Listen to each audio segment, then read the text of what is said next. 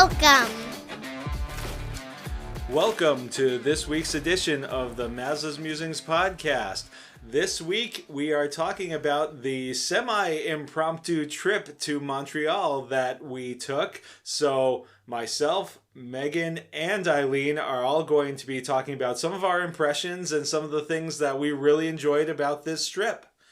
Now, of course, we tend to take Meghan on just a little trip. You know, we've gone to Philadelphia in the past. We've gone to Niagara Falls just to kind of give her some experiences beyond, you know, obviously going to Disney all the time. To see other places besides Disney.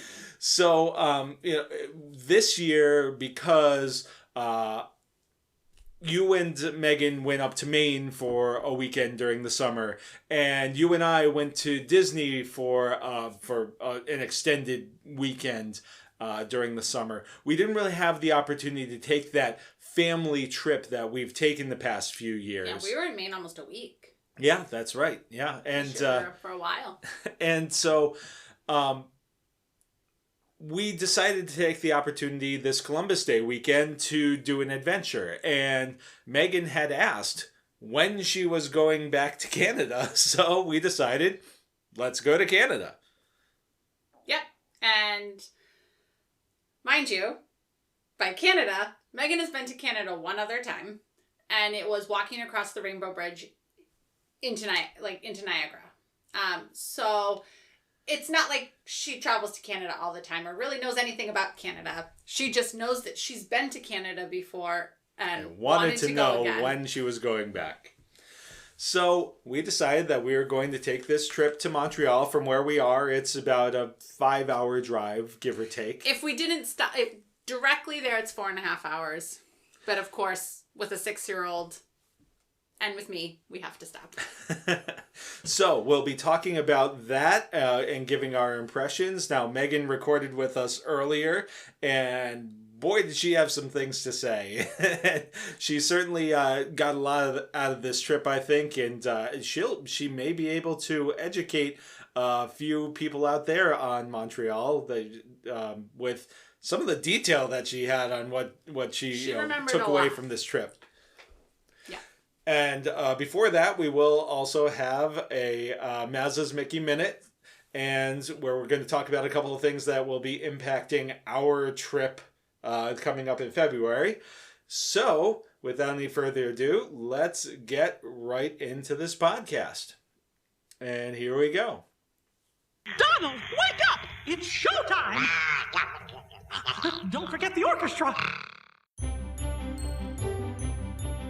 Ah, there you are. And just in time.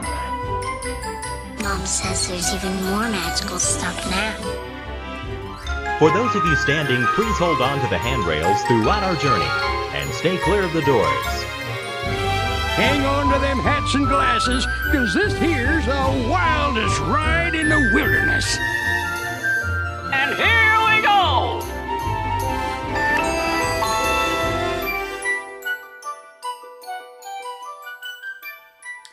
All right, so for the Mazas Mickey Minute this week, as I said, there's some news that is going to impact our February trip. And of course, we are going during a school vacation week for Eileen, being a teacher. It does limit when we're able to travel a little bit, but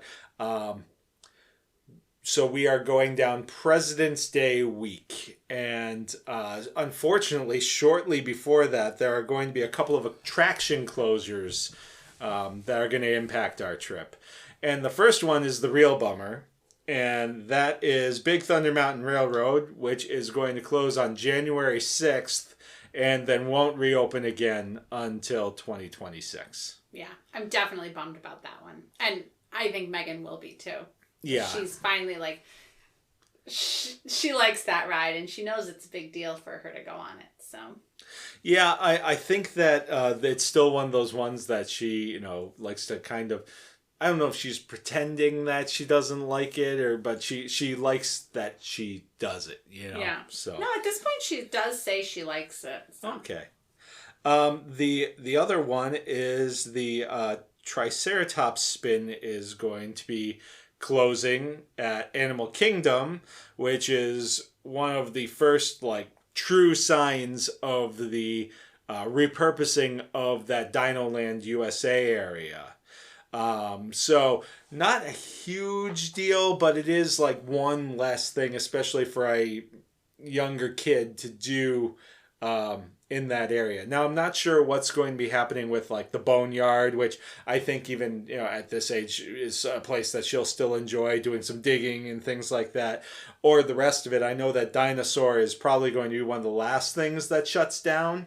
But, you know, it's still disappointing that a park that does, you know, isn't known for having a large amount of rides, you know, to suddenly, well, not suddenly shut down, but to not be available is a little bit of a bummer. Yeah. Again, not anything amazing that we're losing, but something that would be good to go on with her too. It's Dumbo with Triceratops. Yep. So there was there was one other thing that that was in the news lately, and I don't know if you've had a chance to see anything about it. I'm not sure if you have, and so I'm springing something on you a little bit, but it's kind of because I want to get just your true initial reaction to it.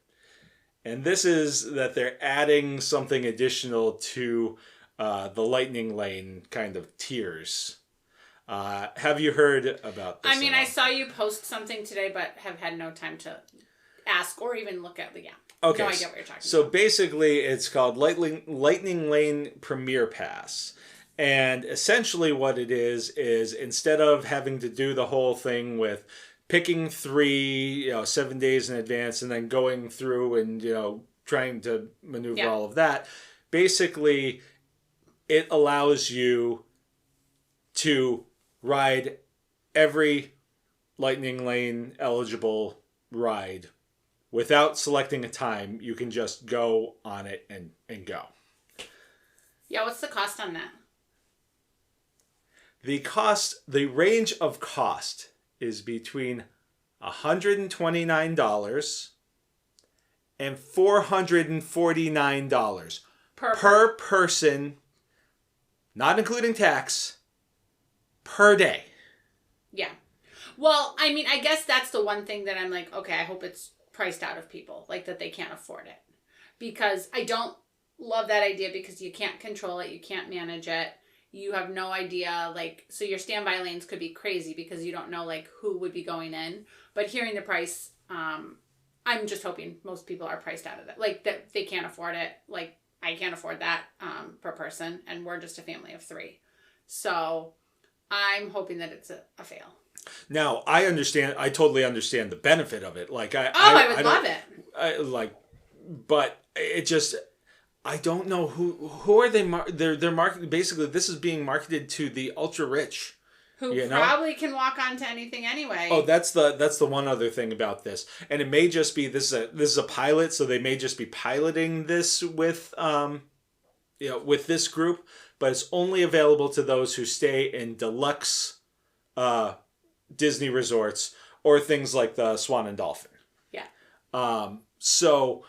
They're already targeting this and the thing that really makes me not love this beyond just I'll never be able to afford that, is it's creating, there's already, obviously there are people from all different backgrounds who are going to Disney.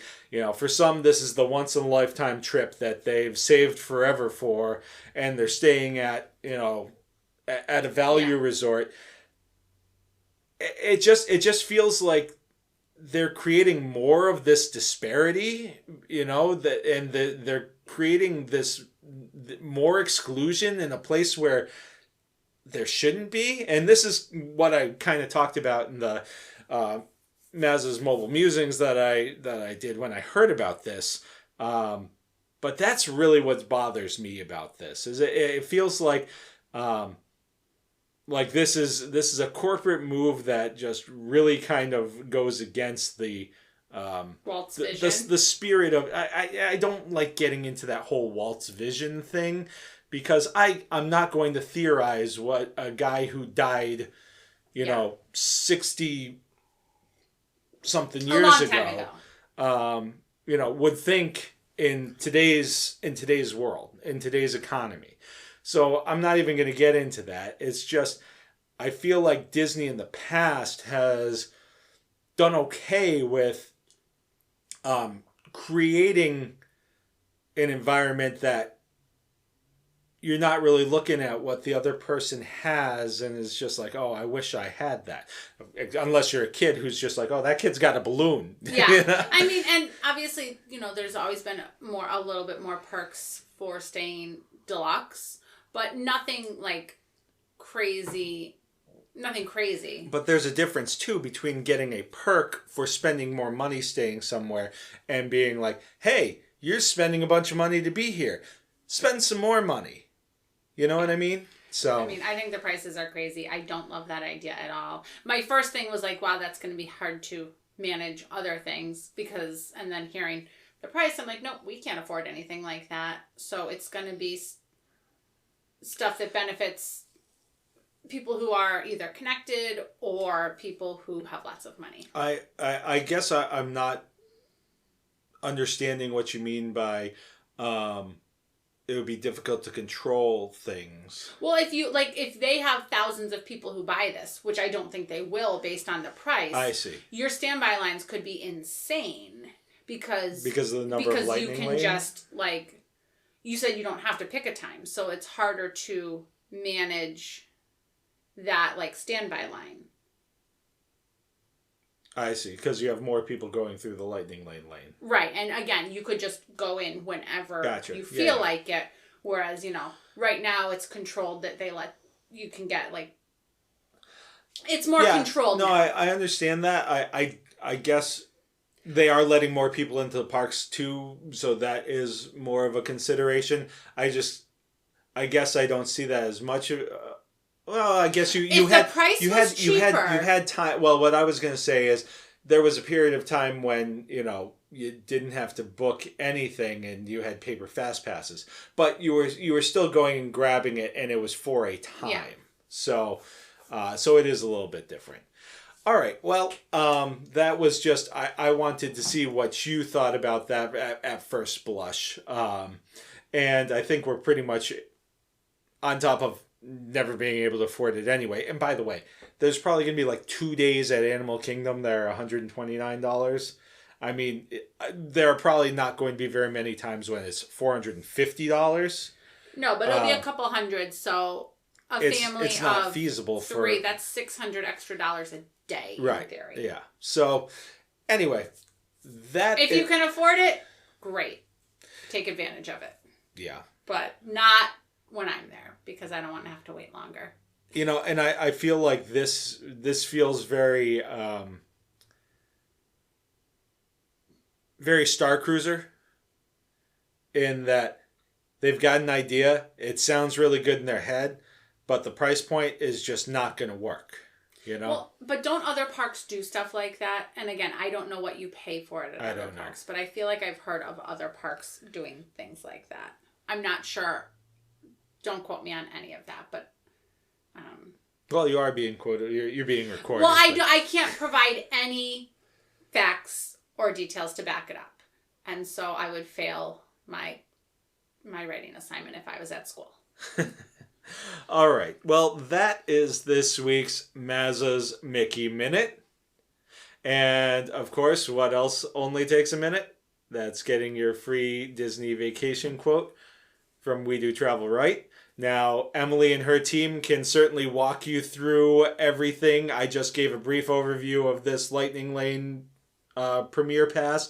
Her and her team can walk you through all of the Lightning Lane tiers and all those kinds of things. They can help you with their dining team. Especially times like with hurricane season, they were on the phones working for their clients nonstop. They were the ones who were waiting on hold to get through to people, to make sure that people's trips were taken care of, so that those clients didn't have to spend that time on the phone. So And the best part about all of their services is they're, of course, free, because Disney or cruise lines or Universal or all-inclusive resorts pay We Do Travel Right for you, because they build the cost of the agent right into their prices. So, if you are interested in taking a vacation or even just looking around at the idea of a vacation, go to wedotravelright.com/Maza. That's wedotravelright.com/MAZA. And you can get an obligation-free quote. And you can get an agent in your email who will help figure out what's going to work best for your family. So reach out to We Do Travel Right today and get started on your next magical vacation. Well, I can't do any more damage around this popsicle stand. So long, partner. See you real soon. Alrighty, well, I am here with Meghan and Eileen to talk a little bit about our trip to Montreal. It was really fun, and hello. Hello. Yeah, we did a lot of fun things in Montreal. We were there for just for the weekend, but we found a way to find a lot of fun things to do, huh? And we went on a train called the Metro. Well, since you brought up the Metro, I think that the first thing that I'll ask is, what was your favorite way to get around Montreal? Did you like when we were walking around? We did a lot of walking around, especially like old Montreal. Did you like when we drove around the city? Or did you like the Metro best? I loved the Metro best. How come? Because I got to do two different things.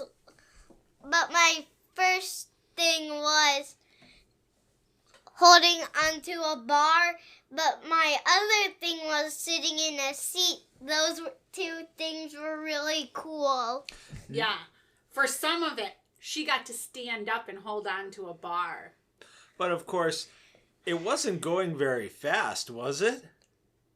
It was going super fast. Yeah, it was pretty high speed. I haven't done a ton of like subway type travel, but it's much faster than Boston. I was going to say much faster than the MBTA in Boston, for sure. All right, so let's see. One of the things that we also did was we went to the Notre Dame Basilica, the big church. We did that the first night. And we watched a light show. Exactly. She stole my question. I was going to ask, what was special about that? Yes, there was a light show that it had lights and it had lasers, and there were all kinds of projections on the walls and music. And you could hear birds. You could hear birds. What was your favorite part of the show? Hearing birds. And when were you hearing birds during the show? Close to the middle, and there was a part of the show that showed seasons, spring and fall, and you could hear the birds in spring. Yeah, that was actually very cool. It made it look like there were trees all around us that were... Yeah, and in fall, there was falling... It looked like there was real falling leaves, but it was just lights of leaves. Yeah, it was really cool. But before we even got to sit down in our seats, they had some different stations set up, remember? Yeah. And so we got to walk around and look at the stations. Not Stations of the Cross, but different lit up stations around the church. So that was really cool too. That had statues or paintings or... Or even you could see something that looked like there was a cloud inside. And also there's something really cool I want to tell you all about this. You got to go over to 2 spots and see a picture of Mary and some girls, and another one had Mary and Jesus. Yeah. And it was just a really beautiful church too, wasn't it? Yeah. Every time you said a prayer, you lit a candle. Mm-hmm. Yeah, there was a lot to see there. A lot that was very, very cool. Yeah, and then at the end of the show, they turned on the lights, so we did get to see what the church looked like, all lit up and bright too. Mhm. So the next day, we did not get on the metro. Did you have something else from the night before that you? No. You had something to say. I was thinking about breakfast the next morning and how that. We had pancakes for breakfast the next. I had pancakes for breakfast the next morning. Well, that was a little bit of an adventure that Mommy and I can talk a little bit more about. But Meghan also tried. Do you remember what you tried that me and Daddy had? Crepes? I tried crepe, and it tasted like a cheese quesadilla. That's right. Yes, I could taste the shell. It tasted just like a quesadilla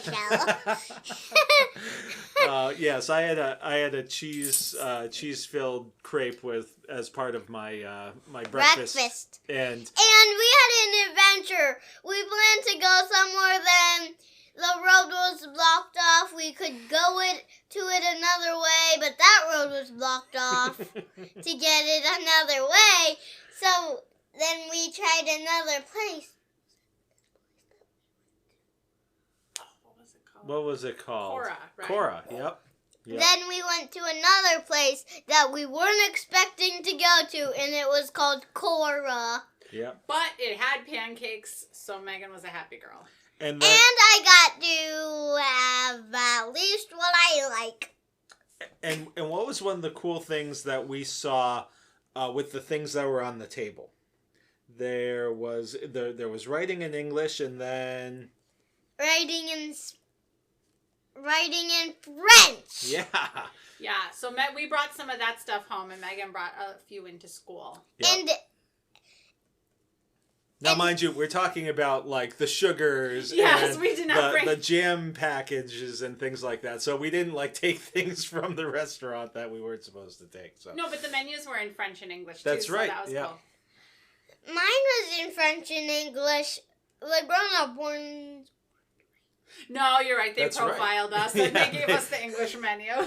I think that they. I think in most places they could kind of figure out that we were American and likely did not speak much French. And there was something really cool. What?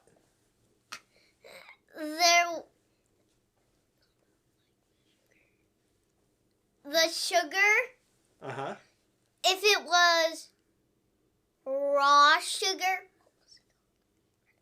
I don't remember. I don't remember how to say raw sugar. Sugar was what, sucre, right? I'll go get Okay, go get the thing out of your backpack. Meghan's actually going to get the sugar and stuff that out of her backpack because she brought it in to show school. So in the meantime, yes, we did end up having a little adventure because the police had blocked off a section of the city where we were supposed where we planned to go eat breakfast. Yep. But luckily we were able to find it. And Meghan has found her. So the white sugar was sucre blanc. And the raw sugar is sucre brut. Sucre brut. All right, yeah, and so Meghan got to bring those in to show her teacher. Did you show your class as well? I showed Aria, but I put them in my backpack after. Excellent. That's probably a good place for them. Yes. I don't think it would be a great idea to have sugar floating around the classroom. The first grade classroom. So then the next day we started our day by driving over to the Biodome. Biodome means life in French. Yes, bio means life. Yep. Yes. So, and this is not to be confused with the Biosphere, which is a different thing. But the Biodome had 4 different areas to it, right? Yeah. So let's One see. was the maple forest. One was the Arctic, right? Subarctic. One was the tropical rainforest, and the last it was like one the Gulf, was right? The St. Louis River St. Gulf. Lawrence, St. Lawrence, the Gulf of St. Lawrence, or whatever it's called. So, and that is in Canada. So, so they were showing you some, And they had animals there. Yes, they did. That was going to be what I was going to ask. Was we don't need to know every single animal, but each different area had different animals, right? Yeah, one had a macaw. Yeah, the 2 kinds of macaws. Yeah. What else did that one have? They were little and fuzzy. Do you remember? Ooh. They had little fuzzy monkeys. Oh yeah, and monkeys. they were just hanging out in the trees. That was really cool. Yep. And I mean, there were several different animals in there. I think I saw a stingray, some fish, and some turtle there. That's right. Yep. You're right. Yep. And a giant snake. Oh yeah. There was a lot Couple in the snakes the in there, rainforest area was very, very big. It was very expansive. Yeah. Let's see. And there was the Arctic, the subarctic area. What was in there? Penguins. Penguins. A lot of different kinds of penguins. One was called the king penguin. One was called the macaroni penguin. One was called the rockhopper penguin. I forget the others. Yeah, I can't remember but those the last definitely one's were name. 3 of them. What was cool about the wall there? I was just about to ask that. Yeah. One of the walls was made of ice. Yeah, it was very cool. The entire it was actually like a tunnel of ice, right? Yeah. And then the cool thing that was in the maple forest, that was where the otters were, right? Otters are so cute. And there was another sneaky animal that was in there. Do you remember what it was? They kept hiding in their dam. Oh, beavers. Yeah. We didn't see them, but there was supposed to be beavers, and somebody set up something to like that we could touch beaver fur and a beaver tail. That's right. I forgot We could about even that. see beaver feet, and I think we saw beaver teeth. I think so Yeah. too. Yeah. And we could kind of see the beavers. There was an area where you could go underneath, and we saw one of the beavers, like the beaver's tail and his butt, but they were trying to get up into their into their lodge. So yeah, and so but we saw like 2 beavers, but one of them got into the lodge, but the other couldn't get in. Yep. Yeah. But like we only saw one beaver after the other beaver got in. We couldn't. I think he was trying to get in, but the other beaver blocked him. Very possibly. And also, that beaver's butt and tail, it was so silly. He fell out. He fell out? He fell did look out kinda of like the that. spot that he was trying to get in. Yeah, and so that was really cool. And then after that, that's in Olympic Park, Yes. right? Yep. And so then we walked around Olympic Park. And I got... Oh, we're not ready to leave the Biodome yet? What did you get at the Biodome? I got a souvenir. What souvenir did you get? A lynx, even Yes. though we didn't see the lynx. Yes, there is a lynx at the Biodome, but apparently the lynx was hiding because we did not see it. Being a cat, it was probably sleeping, right? That's what Mommy said. So Cats sleep a lot, and a lynx is a cat, and I named my souvenir Lynxy. It has lynx in the name, so Lynxy's the name of it. All right. And so then we went, we left and we walked around Olympic Park for a little bit. Yep, we got to see the stadium with the big tower. Yeah, and we even saw the Olympic rings. Yes. That was really cool. And what was like around the rings? There was a bunch of what? Names of sports that happened and showing who won. Yep. Yes. And it listed also like the names of like the Olympians from all the countries. I said, and showing who won. Right, I was talking about even the winners, the people who didn't win, were also listed in that different spot. Yes, the plaques had. And it showed the flags. That's right. Yep. And that was cool for me because we had just done. It showed the flags, but like not with the flagpole. It was attached to like a round thing around the Olympic rings. Yeah. Yes. Yep. It was very cool. So then after that we went to the Old Montreal, Old Port area. We had lunch. And we went on a boat ride. Yeah, I was gonna say we took a few pictures in that area. We went on a boat ride and before we get to the boat ride, what was different about a lot of the streets in that old Montreal area? They were. Well, describe it. They were like made of bricks. Yep. Yeah, they were cobblestone streets, so they weren't smooth, were they? Yeah.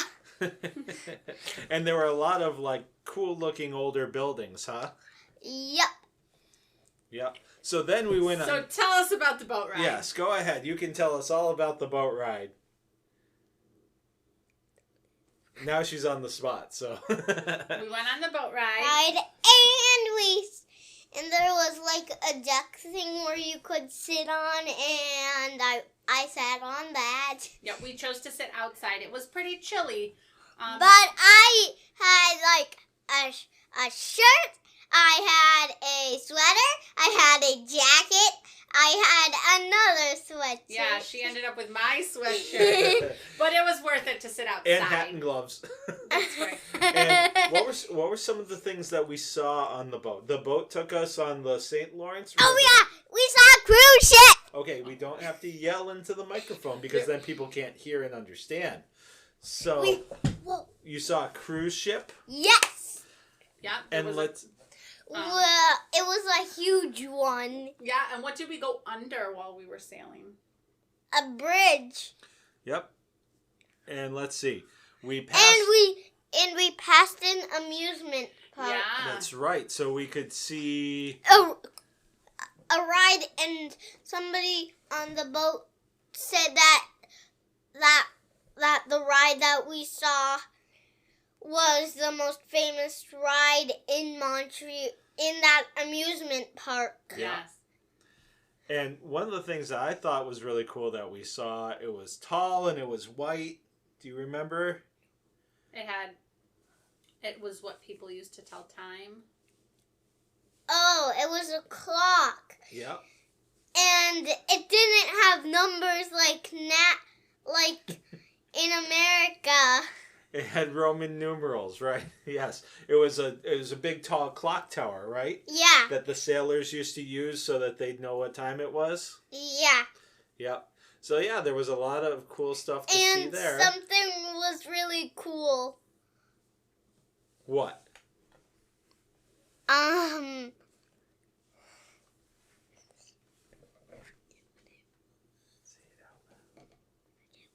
You forget? Okay. Was it the Epcot ball thing?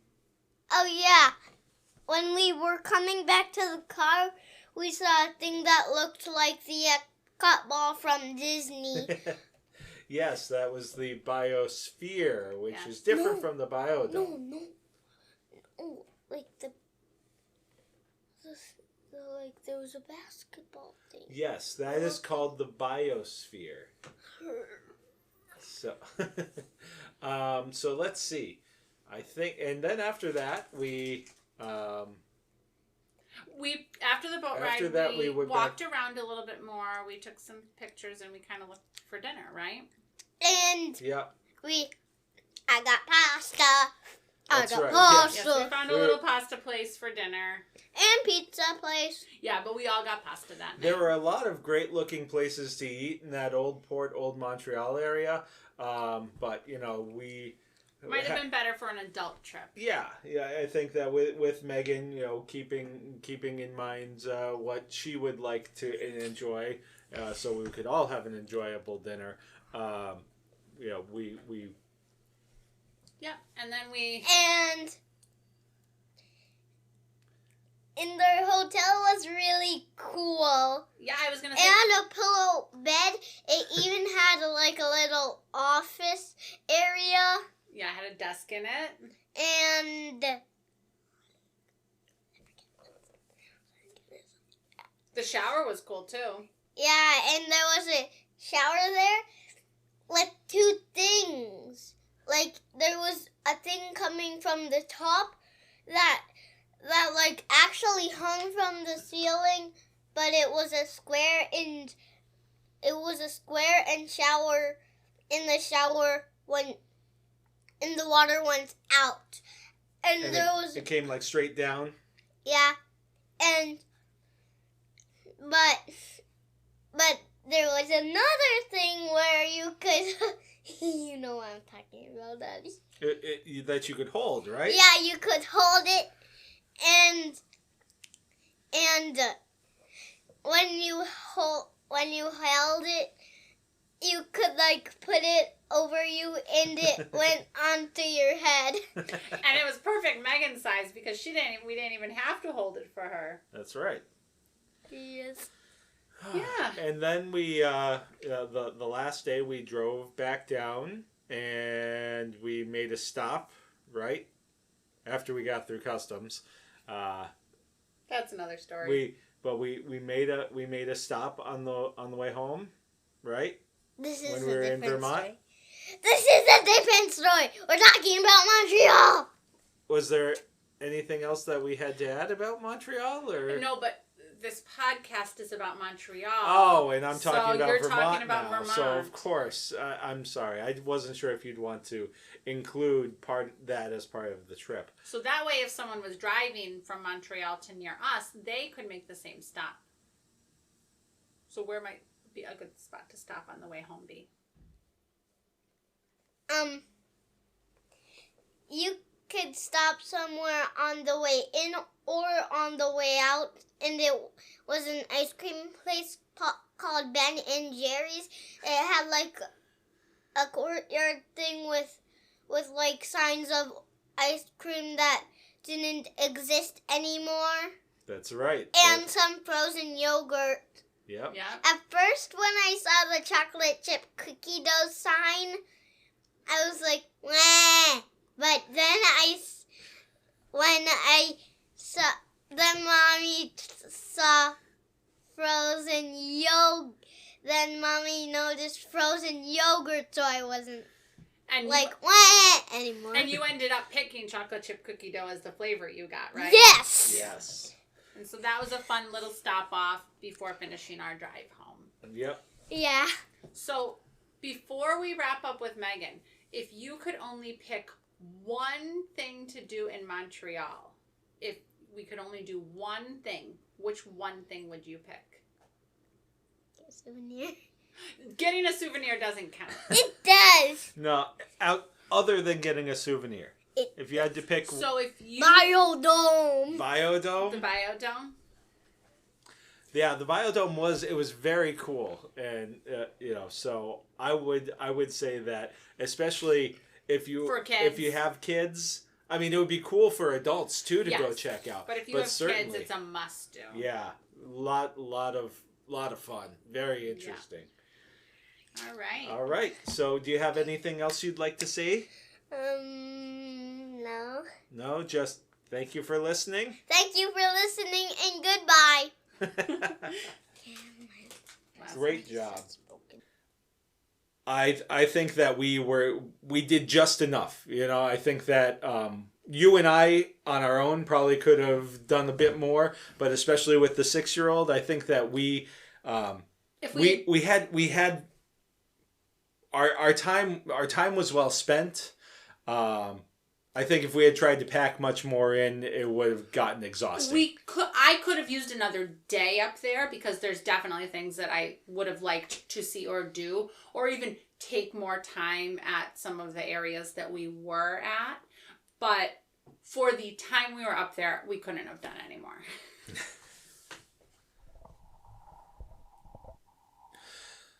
So, where do we want to start? I guess we should start with the first day. Do we want to mention anything about the drive up was, about 5 hours with stops, probably a little bit more. And we went up through New York, from Western Massachusetts. It was really beautiful. Like, that was a nice drive. We went up past the Lake George area. We actually stopped in Lake George for lunch, and shout out to Adirondack Pub and Brewery for a nice lunch and some nice beers. And we also, walked around that area a little bit, gave ourselves a chance to stretch our legs, break up the trip a little bit. So, I mean, we could have made that trip up in under 5 hours, but it probably took us closer to 7 with our stops. Yeah.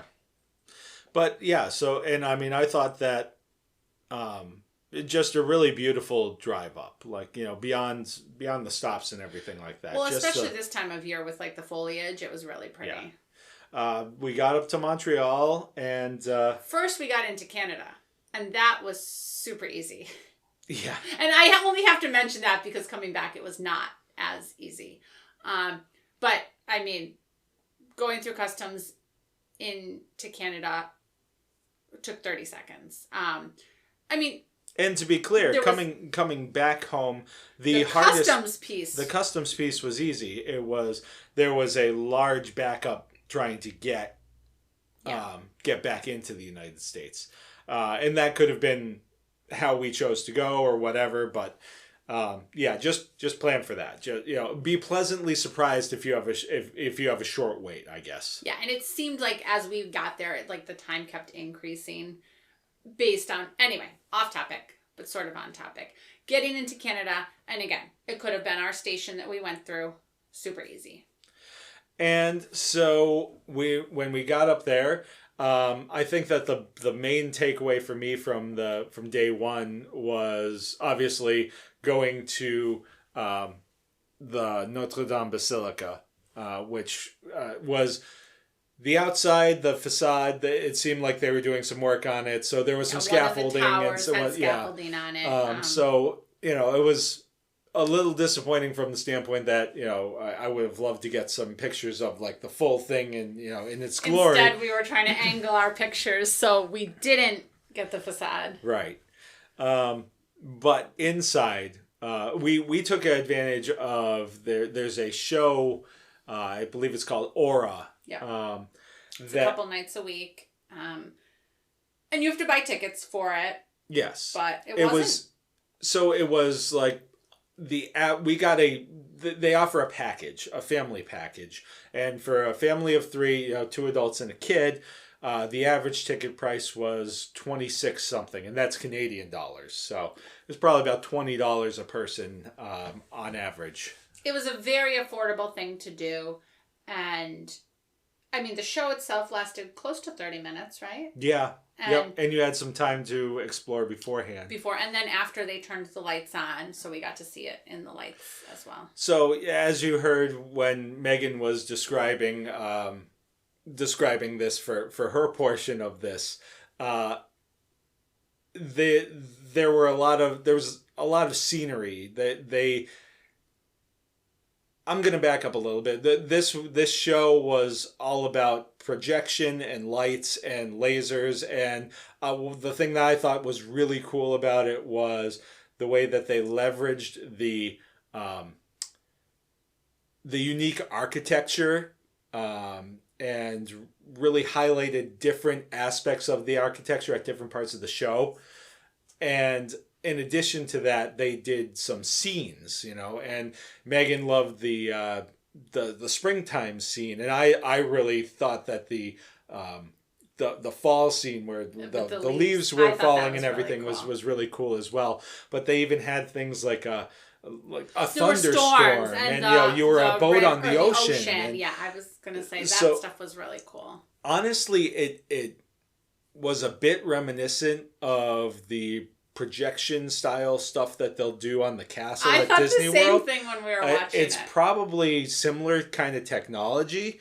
So I thought that was very cool and well worth it. And as we talked about with Meghan, one of the things that you were able to do beforehand was walk to these different stations that had either statues or paintings, and they had those had light, or I'm not even sure exactly how they were doing it, but somehow they were manipulating the images with projection. Like one of them, it was changing from day to night, and the sun was going across the sky and things like that. So, some really cool things, and also. And I expected this. It was done in a really classy and respectful way, which you'd imagine they would for, an operating church. Yeah. Well, and I think another takeaway from this particular show is you don't have to be a Catholic to be able to go in there and appreciate the architecture and enjoy the show. Yes, there are certain things that maybe you might not quite understand, but you certainly don't look at it and say, well, I'm not a Catholic, I'm not going to go into this church, because you'll be missing out. Just seeing the architecture alone is really cool. Yeah, and of course, as Eileen mentioned earlier, they bring up the lights at the end, so you're able to then get the perspective of the church and what it looks like, with the lights on. Yeah. So really beautiful church. Really great experience. I thought that it was a really well done show. The music that was incorporated in it was great. Yeah. And you heard it. Meghan really enjoyed this too. She was really. I don't think she knew quite what to expect when it began, but she got really into it. Yeah. I think that's pretty much what we did on day one. I guess I have a couple additional takeaways from day one, but they're not necessarily related to what we... Well, I guess it is related to what we saw. Well, I think that it's fair to bring up the fact that Montreal is a major city, and it is a city that has a lot of the same challenges that most major cities have. And I don't think that it's necessarily wrong to talk about. Well, that's not necessarily what I was going to say. Oh, okay. I was going to say, apparently I don't know how to read a map. Oh, yeah, well, that's a... Which did sort of lead us into some areas where... So I will also say, Montreal is much like many major cities, and so Eileen will have difficulty navigating many major cities, so, Montreal is not unlike them in that respect as well. I mixed up walking, I was following the map and I thought we were walking to the metro station. Mind you, this is the Google map on her phone. Yes. Just so people know that she's not looking at a physical map. No, so I had the map up on my phone, and I was following the wrong blue line. So basically, I ended up following the line that the bus would have taken. We think I accidentally switched it to the bus from route. Because we were trying to get to the metro station, which was supposed to be about a 10-minute walk from our hotel. And there was a little, blue dotted line that walked you to the station, and then you got on the train, and then it showed you where you would walk from there to get to the area where the basilica is. So we were walking for about 15 minutes, and we were just like, oh, it must be a little bit longer. We had Meghan, so, slower walk than normal. And then probably after about 20 minutes, we looked at it. And so basically I was I was following the bus line thinking we were walking to the metro stop. So we would have been walking for a long time. The one thing that I knew was that there was a hockey game that night at the Bell Center, and I knew that the station was before the Bell Center. So when we started seeing more and more Canadians jerseys and in groups obviously heading to a hockey game, that's when I was kind of like, wait a minute, where are we headed? Yeah. So we did end up finding our way. And of course, as you heard, Meghan loved the metro. Took us a minute to figure out how the trips work on the metro. Yeah. And basically the way that it works is when you scan in, like if you were to go, scanning in is a trip. So as long as you are, on the metro, even if you're transferring and things like that, that all still counts as the same trip. If you were to, go out and then back in, you'd get charged for another trip. So, but anyway, Meghan really enjoyed her metro ride. I think that was her first time on like a subway or anything like that. So, she enjoyed that. We did get a little bit off course once we got off the train as well, because they were doing some construction in the area. So we had to kind of take a detour, and we found ourselves still in the vicinity, but obviously they work very hard to keep the homeless population out of that basilica area. So we found where they congregate. Yeah, and it was fine. Like we just walked around. It was just it was clearly a crowded area. And that was fine. Like they were fine, we were fine. It was not like we weren't unsafe or anything like that. Right. But it was I think it is an area that it's like, okay, most of the time like this is their area. So we figured it out that there was like with the construction, there was like a little path. We just missed it. Right. Yeah. And I think that it was a good reminder for us that it's a city. So we have to be aware of where we're going and our surroundings. So, that's just something to keep in mind if somebody's heading there, that it is a working city. There are people who live there, and there are, they're the same kind of things that you'll find in any city. Yeah. So the next day. Yeah, I mean, the next day we were really busy. I know Meghan talked about most of the things that we did.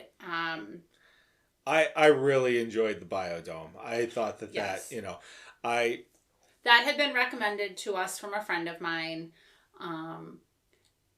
And absolutely, it was a great thing to do. We spent online. It had said you could, like the typical are like 60 to 90 minutes you'd spend there. We definitely spent probably close to 2 hours, just because especially with Meghan, she's like looking at everything, and there was like a little interactive area up on the roofish area up near the top. Right.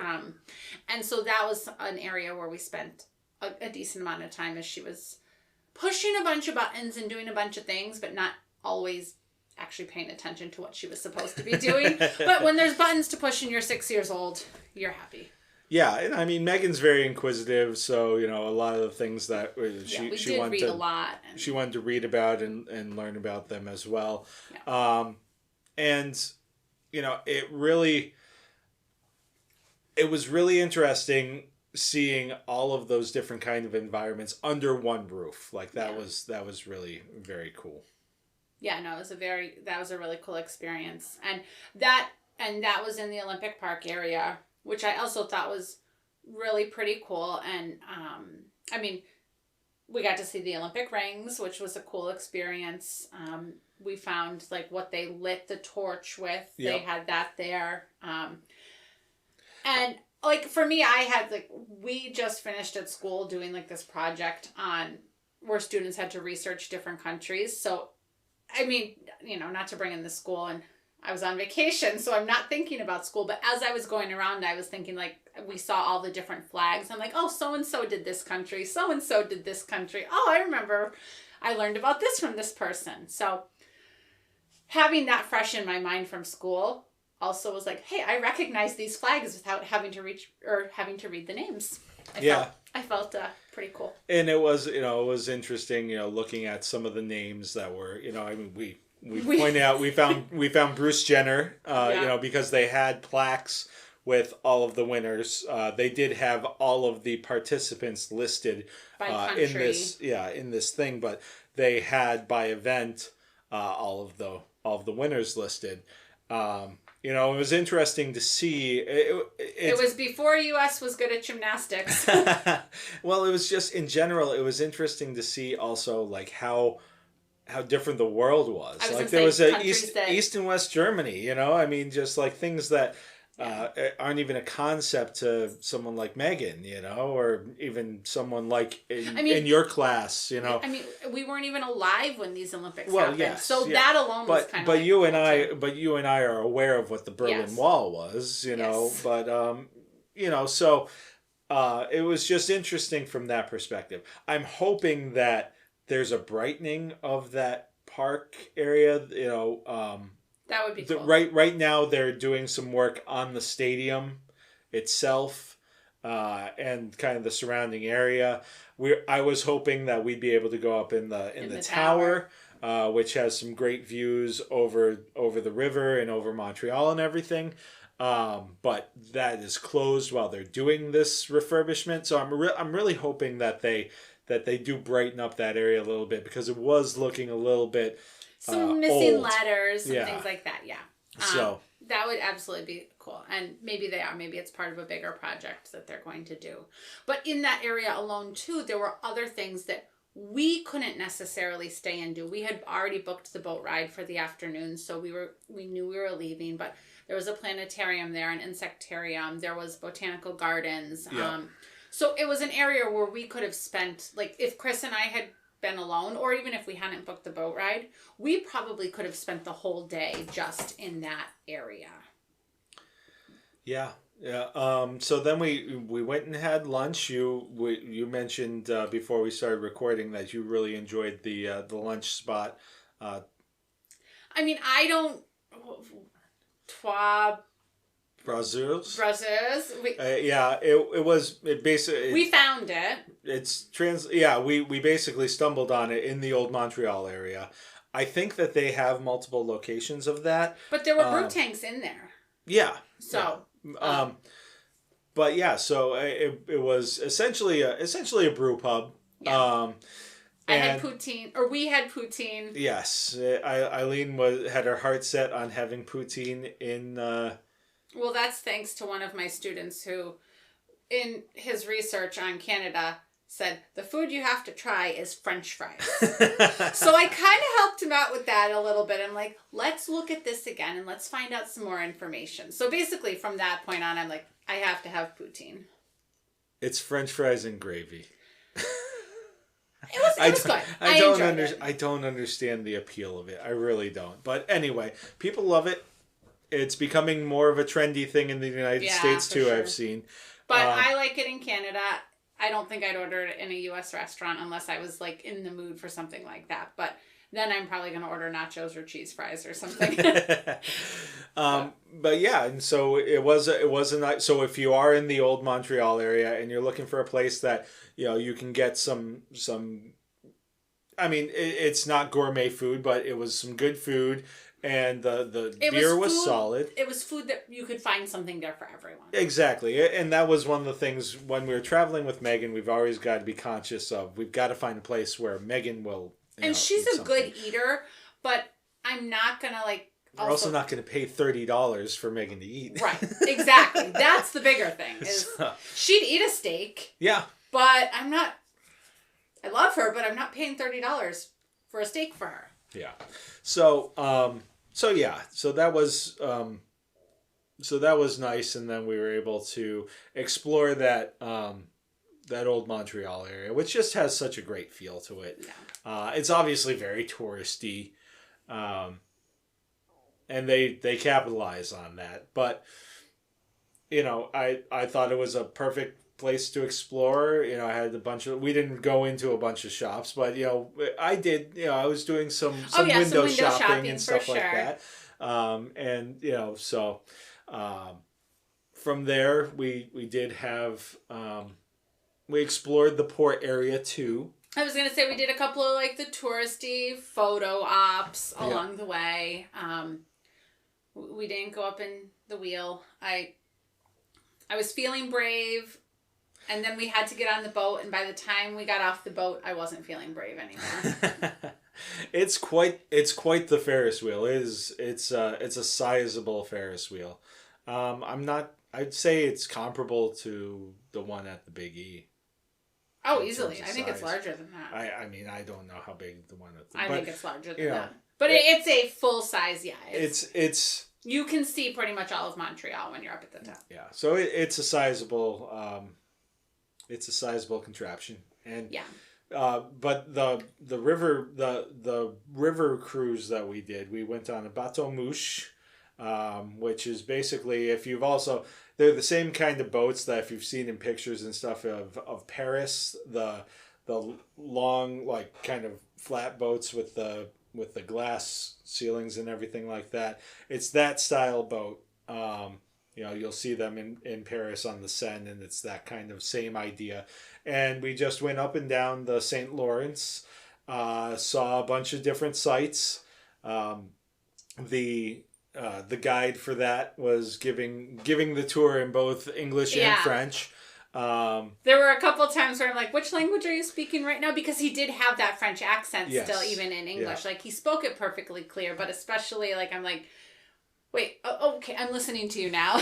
As a side note, it was interesting because there were some people who clearly English was their first language, because when they'd speak English, they didn't have an accent, but then they would speak French fluently. Like, not only fluently, but with proper enunciation. Yeah. So, obviously, when you're in an area of a country where that is such a big part of the culture, that's what you do. But you could tell who the native French speakers were, because they'd speak English with a French accent versus English speakers who were speaking French. Like me. I said I was using my French, but like my greetings and my manners, and that was about it. And I think one thing that that we were talking about was, we found, and for me it was more when reading and stuff like that, we found that within context, it was a lot easier to have recall. Now, Eileen took French in high school. Yeah, I took 6 years of French. And I actually, my freshman year of college, double majored in French and education. I was thinking of being a French teacher, and we saw where that got me. But I hadn't spoken any French in probably like years. 25 years. But in context, it's a lot easier to kind of pull things out and be able to navigate the language. So, and Meghan did think that was really cool. We didn't talk much with her about like the French, but she was very much asking like what things were, and like she'd repeat it, like sortie, like there was the exits everywhere, and and so she would point them out. She's like, I see the sortie. And stuff like that. Well, so, of course, that was something. I mean, we mentioned that when we were driving, that oh look, the exits, it says sortie. But then that was something that we made sure that she knew what it meant when we were in the hotel, so that like that, and she really picked up. So, but then once she had picked up on that, she was like looking for other things. Like, what does this mean? What is this? And sometimes we were able to. We were able to figure it out most of the time. But yeah, so that was pretty cool. There were definitely a couple times where I was just like, your English is limited, my French is almost non-existent, but we figured out ways to communicate. Yeah, so. We live in a time now where we have Google Translate, so if anything had really gotten to the point where we needed help, we would have had that was. But I will say that was one thing. It seemed like, and it could just be our provider, but And the our service the was service not great. was spotty at best, but maybe But we'll maybe that's just Bell, saying like you American outsiders with your companies aren't allowed here. So, but yeah, so getting back to the boat, I thought that was. It was windy. It was chilly. It was Canada in October, but it was worth it to sit outside, and she had a really great time. We got to see some cool things again, and like learned some of the history behind it on the tour as well. I mean, we don't need to share everything we learned, but yeah, it was a cool experience because when I go somewhere new, and I think you too, like I like to learn a little bit about it too, so that I'm not just like looking at this thing. It's like, why am I looking at this thing? So they did a nice job with that. And of course, one of the biggest historical sites that we saw was the Molson Brewery, which is, which they claim is the oldest working brewery in North America. And it's debatable, but I mean, I have no reason to I'm not going to question it, But yes, so we were able to see that we actually saw that from both sides, because when we were driving to the Biodome, we drove past it, and then we sailed by it on the boat. So yeah, no, it was a lot of fun. And then after that, we kind of walked around, and we ended up, I don't want to say settling. The food was fine. Like it wasn't anything that I'm like gonna be like, you have to go eat there. But I think we had a little bit of a hard time finding dinner, and I think that's one takeaway that we talked about sitting in the hotel room one night was like, we need a little bit of structure on our trips. And because this was such a last minute trip, like we didn't have it necessarily quite as planned as we would have liked. Usually we would have at least looked up a few different restaurants that we could have eaten, and we were totally winging it. And I think it was one of those things, we booked it the weekend before, and we said, well, we'll research it during the week. And then life happens. The week just got away from us, and we were just like, well, we're going now. Yeah, I mean, and, we found stuff that worked. We found things like that. But, like, even the boat ride, we ended up booking the night before we did it because we said, okay, we knew we were doing the Biodome. We had got tickets for that already. But we, said, we need to have something planned for the afternoon. Otherwise, we could end up just, totally not making the most of it. And by the way, we did a 60-minute boat ride, but that company, the Bateau Mouche, does a bunch of different kinds of... They do a 90-minute boat ride that was similar to ours, just longer. They also do, dinner cruises and things like that. So if you're more interested in something like that, they do offer those as well. For our purposes, with a 6-year-old, the 60 minutes was perfect. Yeah. But, yeah, no, it was a lot of fun. And then we, got Italian for dinner because that was where we found it. And at that point, she was exhausted. I mean, I had said we walked 18,000 steps that day. Yeah, something like that. And she pretty much walked all of it with us. Yep. So we were like, okay, it's time to go back. So. Yeah. And then we woke up the next morning and we walked to find... We had gone out to breakfast the night before, or the day before, as Meghan had mentioned, but we ended up, just finding the Starbucks and the... Tim Hortons. Tim Hortons. Yes, Canadian Dunkin', but actually doesn't suck. There goes your Dunkin' endorsement. Yeah, well, I'll live. And then we got on the road and drove home, and again, we made it a longer drive home because we stopped for lunch, and then we stopped at Ben and Jerry's. We stopped at Burlington Brewing Company for lunch, which was really good. That was really good. I really enjoyed not only we both got a flight of beers.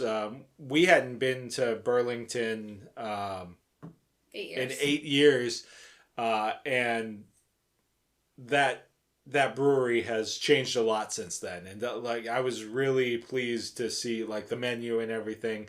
I got a really good steak and cheese sandwich with this pickled pepper relish that I asked for on the side, but putting that on, it was really good, and the beer was obviously good.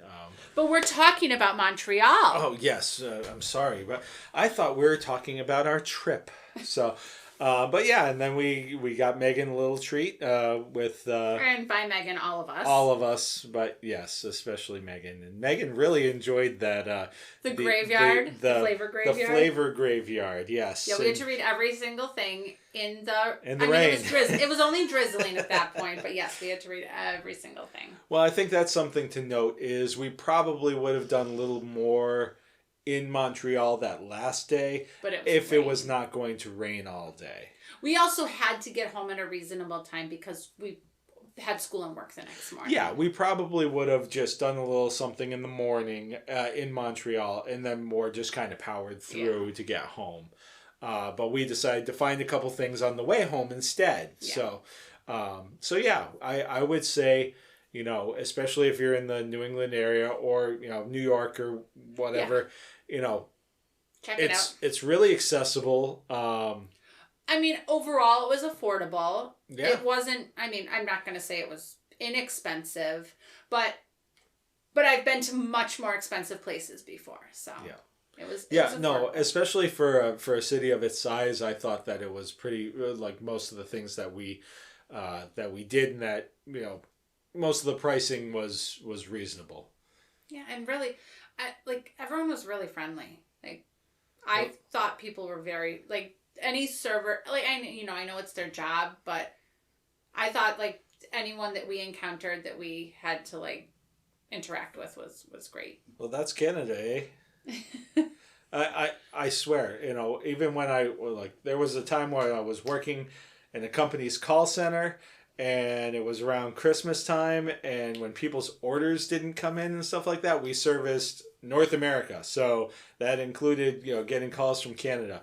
And the people complaining about not getting a gift in time for Christmas from Canada, we're still so friendly.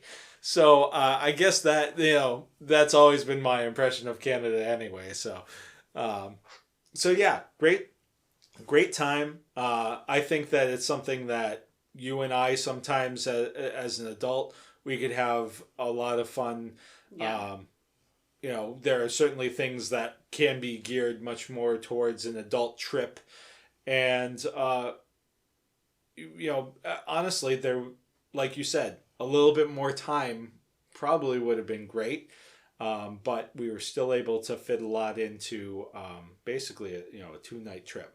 But there's so many other places I want to go too. We have this conversation all the time. And of course, we're not going to stop going to Disney. Well, no. But I want to go see other places, but I want to go back to the places I've been. So I just need to make more money and be able to not work. I was going to say, we need to make more money and work jobs where we can just take oodles of time off. Which neither of us do. Yeah. So if you have any recommendations on somewhere to go next within 5 to 6 hours of Massachusetts, let us know. Yeah. Because I'm always looking to plan a trip. All right, and that will just about do it for this episode.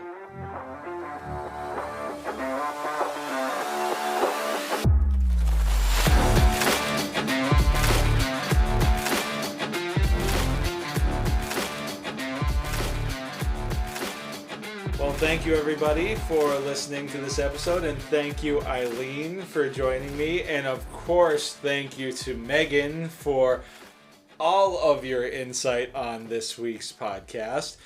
Of course, you can find this podcast wherever you get your favorite podcasts. You can also find us on social media. It's the Mazas Musings Podcast Facebook page.